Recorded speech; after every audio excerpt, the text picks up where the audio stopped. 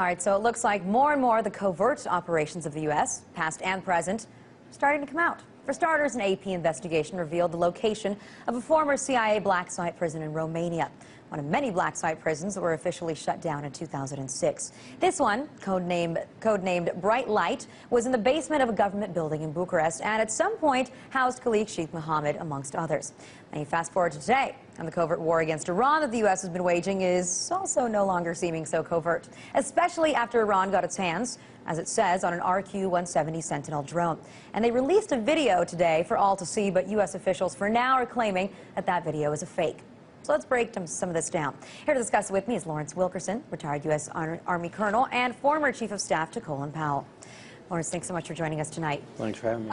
First, before we get into what I was just talking about, I want to go back to the president's statement today when he said, you ask Osama bin Laden, the 20 or so other guys, if they think that I practice a policy of appeasement. How did you see that statement? Can you imagine any of our first 6 presidents, President Lincoln, President Eisenhower, making such a statement?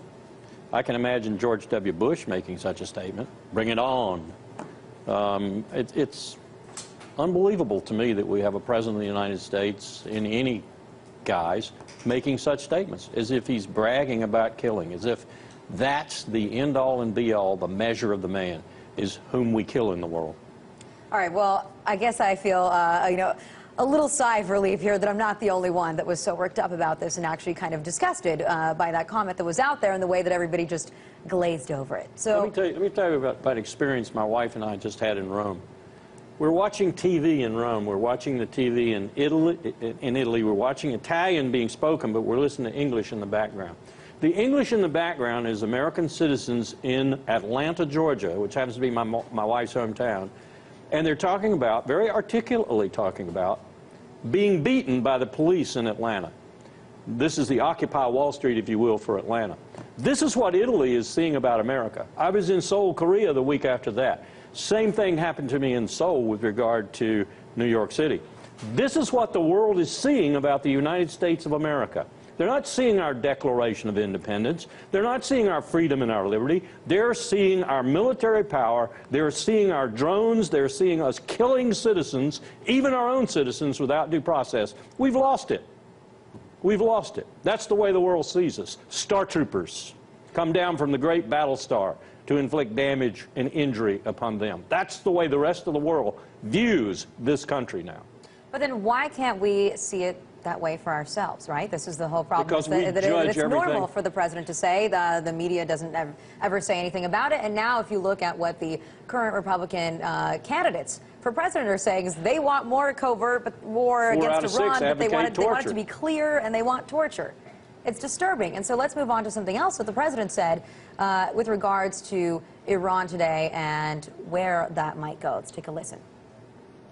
No options off the table means I'm considering all options. Iran understands that they have a choice. They can break that isolation by acting responsibly and forswearing the development of nuclear weapons, which would still allow them to pursue peaceful nuclear power, like every other country that's a member of the Non-Proliferation Treaty, or they can continue to operate in a fashion that isolates them from the entire world.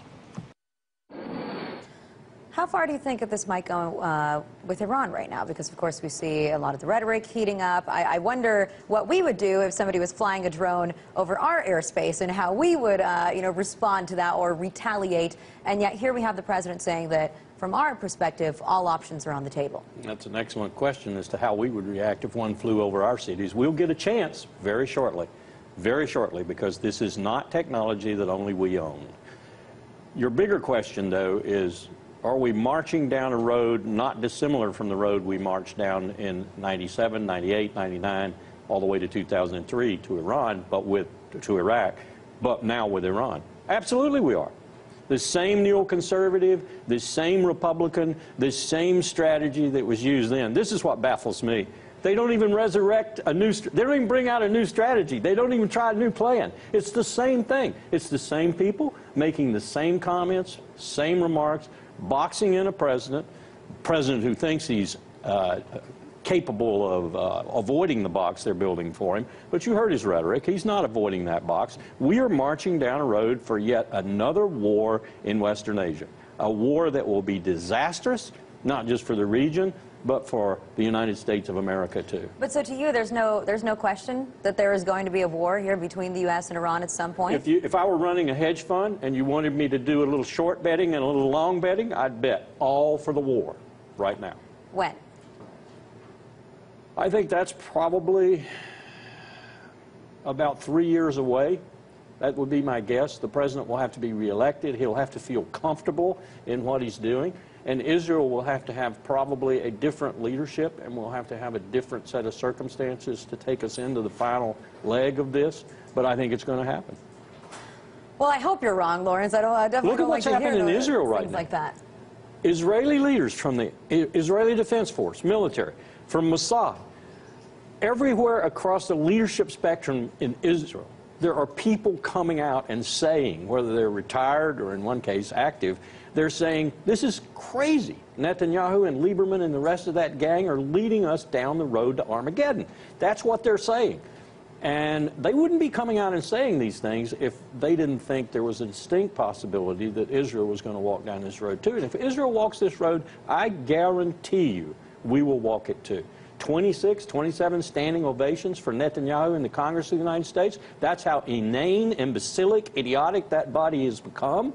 That's an indication of where we'll go if Israel goes that route. And Israel is going to go that route, according to the leadership that they have right now. And if you listen to what any of the GOP candidates had to say yesterday when they spoke at the National Republican Jewish Coalition Forum, it was the, very much the same, too. They were trying to outdo each other in who's a greater ally to Israel and just criticizing the president. Now, you mentioned that we're not the only ones to have this drone technology, but how dangerous do you think it is in the hands of Iran? And now officials are saying that that video that they released today is not a real video, that it's fake, it's not the real Sentinel drone. Do you have any idea? I don't see Iran as being the problem. We've taken our eye off the ball as to who might be the problem. The people who are probably the nation state that is probably working on this technology furiously right now is China. The state that wants to be able to claim this technology and to be able to use this technology where and whenever it might is China. So they're in Iran right now, checking out the Sentinel drone. You just wait until one of these things, just a reconnaissance drone, is flying over New York, taking a look at Times Square. It might not even be an armed drone.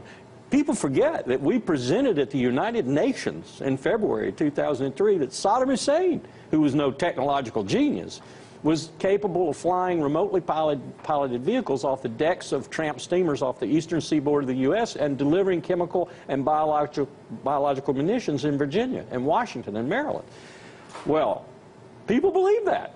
That was a little bit of a stretch for Saddam Hussein, but it is not a stretch for other people who have the same kinds of technological capabilities that we do, and the resources and eventually the intent to put those capabilities in the air. Would they have had to have hacked it? I mean, they say that they have this drone intact, that it hasn't been damaged. Well, if I had one intact, I'd probably ship it to Beijing.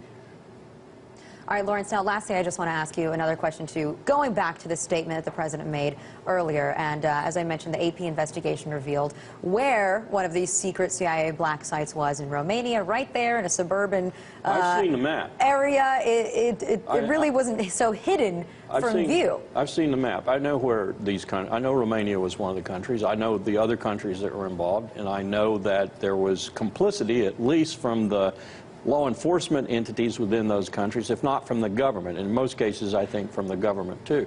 This is something the EU is going to have to deal with regard to Romania and the other countries like Poland that were involved in it. But is this part of the capture, or excuse me, the kill rather than capture strategy, so that in the future they don't have to deal with more news like this coming out? I think you're right. I think what we're doing, though, I think we're probably putting those that we capture somewhere else where they can be taken care of, rather than having to bring them into a system like the EU or a system like the United States. I don't even think we're bringing them to Guantanamo anymore.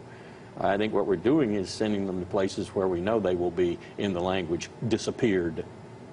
All right, Lawrence, I want to thank you so much for joining us tonight. Thanks for having me.